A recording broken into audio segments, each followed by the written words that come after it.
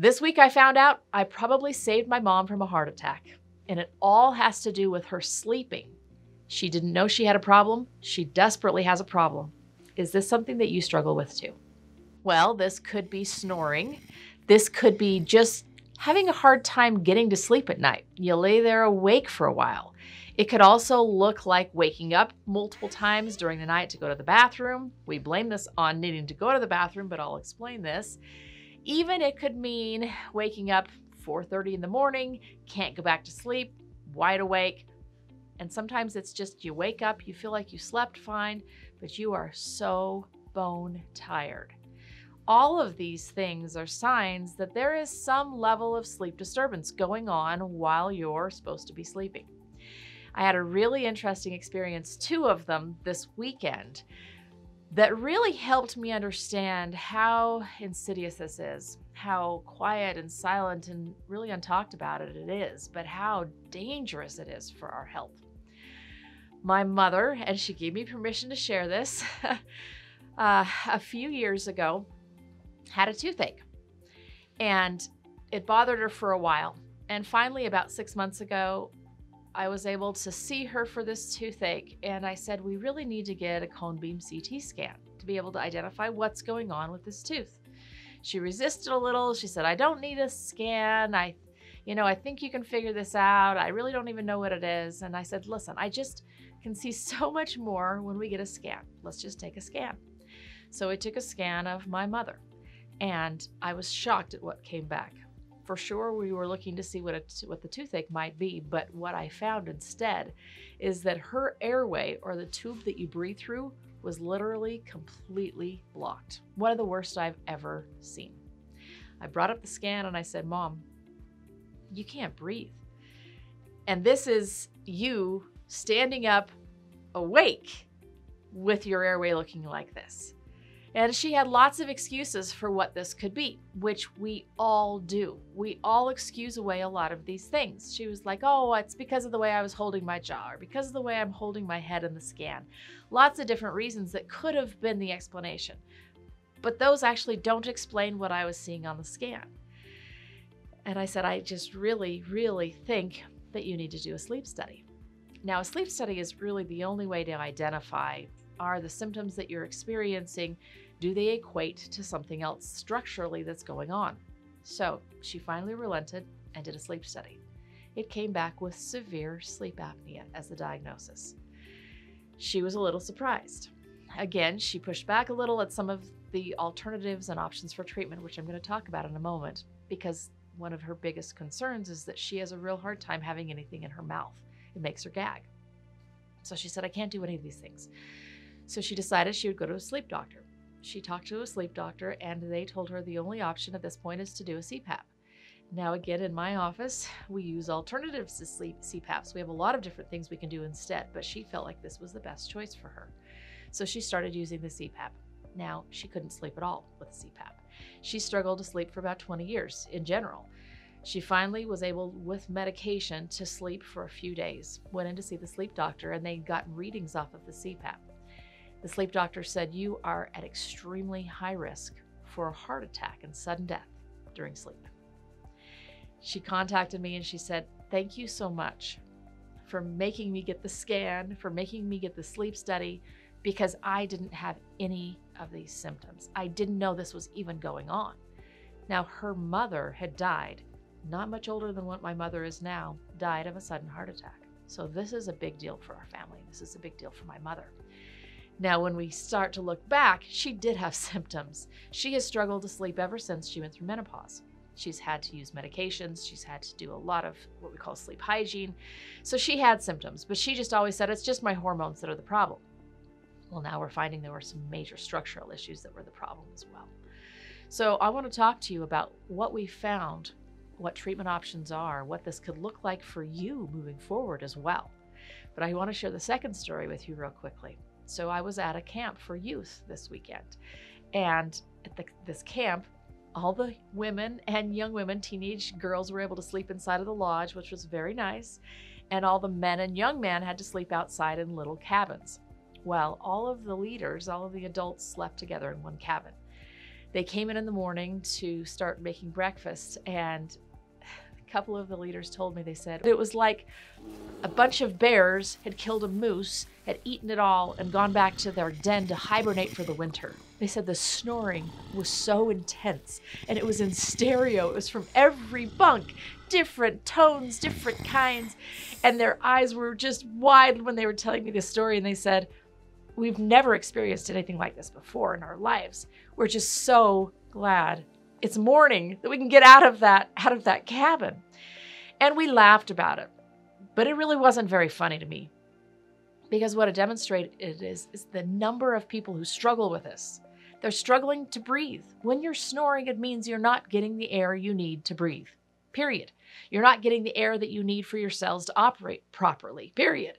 You're not getting the air that you need for your cells to regenerate, to heal, for your brain to back up memory. Period.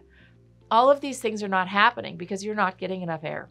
So let's talk about, why are you not getting enough air? And what does the snoring mean? Because oftentimes snoring is the only symptom we go on. Well, we have a tube that goes from our nose and our mouth down to our lungs. This tube should be about this big in diameter, and it's flexible in part. So that flexibility allows for things structurally on the backside, which is the spine, all of those kinds of things, to push in to this tube. So if you have spinal alignment, misalignment, things that are going on back here, it can actually push and narrow that tube from the back. The front, what can get in the way of that tube? A lot of things, actually.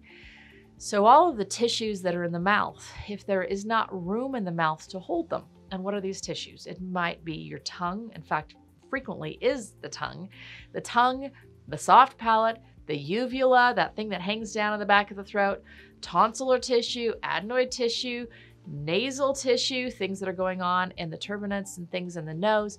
All of these things can actually lead to an obstruction in the airway. This is the most frequent cause of the obstruction, is that tissue in the front of the mouth that should stay out here doesn't have enough room to fit, or it's inflamed, it's swollen, and it doesn't fit anymore. So it pushes back into that airway, closing off that flexible tube. When that happens, the body has to accommodate, it has to adapt. So what you'll do are a few different things. You'll squeeze your teeth, because when you squeeze your teeth, it actually activates all the muscles that hold that tube open, that hold that airway open. It also brings the tongue flatter and forward. So it brings the tongue out of the way. It straightens everything up when you're squeezing. So symptoms of this are oftentimes squeezing or grinding your teeth. Oftentimes you'll bring your bottom jaw forward, like this, in this position, because when you do that, it opens the airway back here. It brings the tongue forward with that jaw. So a sign of this is worn front teeth. I tell people all the time, how did you wear your teeth out up here? You don't chew like this, do you? Then they laugh and they say, of course not. Well, how are they worn there then? They don't even touch when you're chewing. You have to be bringing them forward to get more air. So these are signs: headaches, soreness in all of these muscles when you wake up, or even just during the day, because you're fatiguing them all night long to try to accommodate and do all this muscle movement to get more air to breathe. So headaches are a big issue. Head and neck tension, just all of the soreness all through here. All of those are signs that things are going on. What does this show up for you?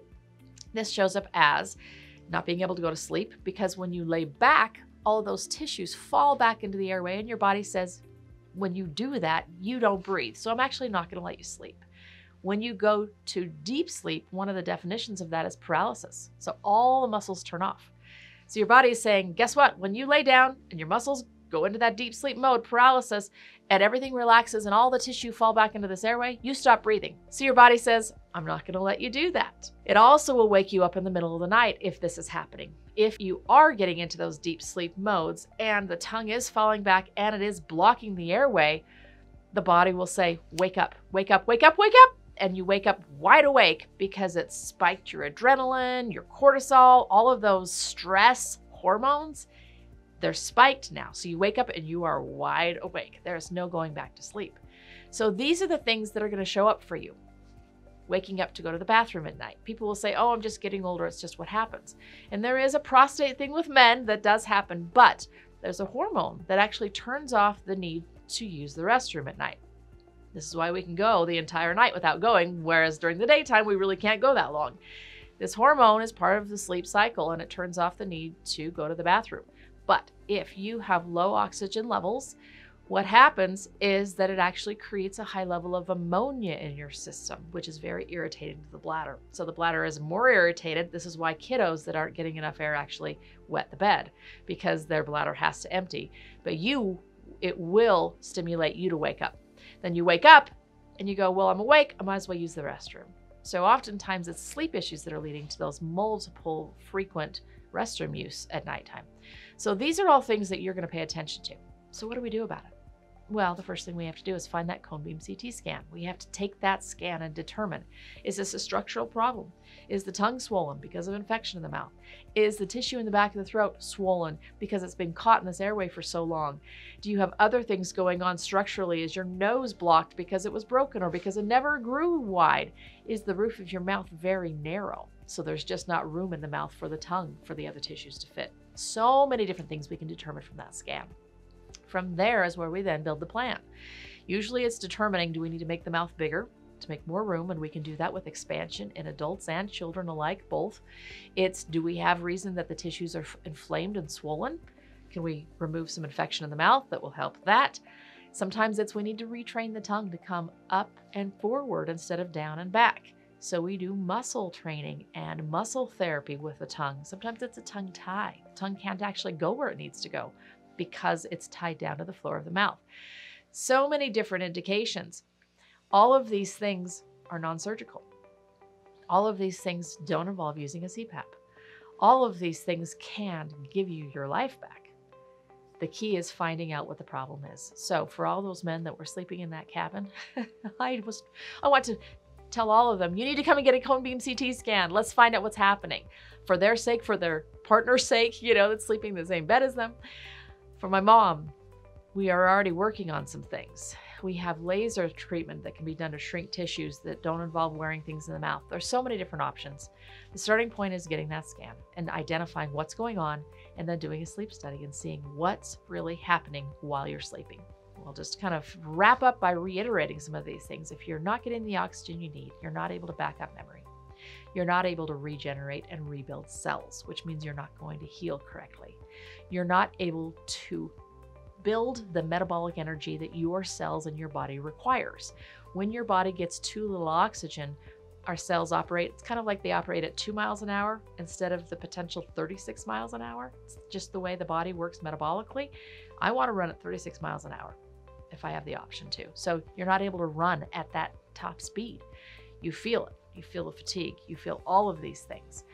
This is what happens if you do not get enough oxygen and you do not sleep properly. Now, I'm talking to a lot of you that are watching this, and I hope that you now understand the starting point.